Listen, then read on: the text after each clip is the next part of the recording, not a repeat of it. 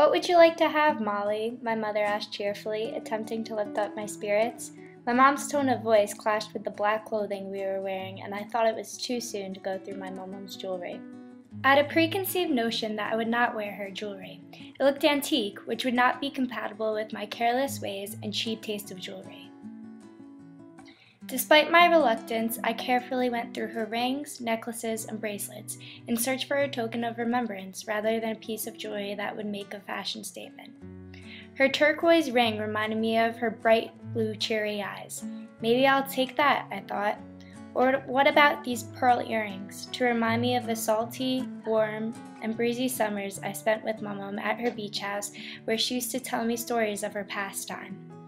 I continued to go through the jewelry, but then, at the bottom of the jewelry box, I came across the necklace I was going to keep. After I had picked out my special piece of jewelry, it was my dad's turn to try to make me feel better, telling me funny stories of his kind-hearted and enthusiastic mother, my Mom. I thought I had heard most of these stories. Mom loved talking about her pastime, although this story was different. It was one I had never heard before. This story was about a side of Mom I had never seen or heard. My Mom had not graduated high school because she had to take care of her ill mother, exemplifying her caring nature. My Mom nursed her mother back to health, but then found herself in search for a job in order to support herself and become an independent young woman. My Mom landed an interview for a popular job at the time for young females, being a telephone switchboard operator.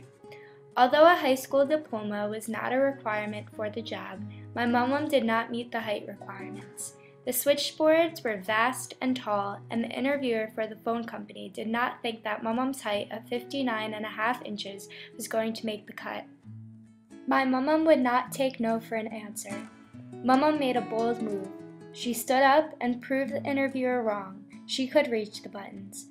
I would like to think it was not the extra half-inch that helped her, but rather her determination to succeed. My Mom got the job and was able to support herself financially. Through the job, she was also able to make friends, something she had missed out in by not attending the latter years of high school. By refusing to accept rejection, Mom was able to make meaningful friendships and, more importantly, support herself. As my dad was telling me the story, I was surprised to see how much of a different person my Mom was when she was younger. I only knew the grandmother side to her. She would give me endless kisses, hugs, compliments, and M&Ms. She would even extend her generosity to the neighborhood kids by making Everin her famous grilled cheese. Mom had the kindest soul out of everyone I knew, but in her early 20s she had a different side to her, the Aquamarine Elephant side. The piece of jewelry I had picked out was an Aquamarine Elephant necklace. Its allure is like no other.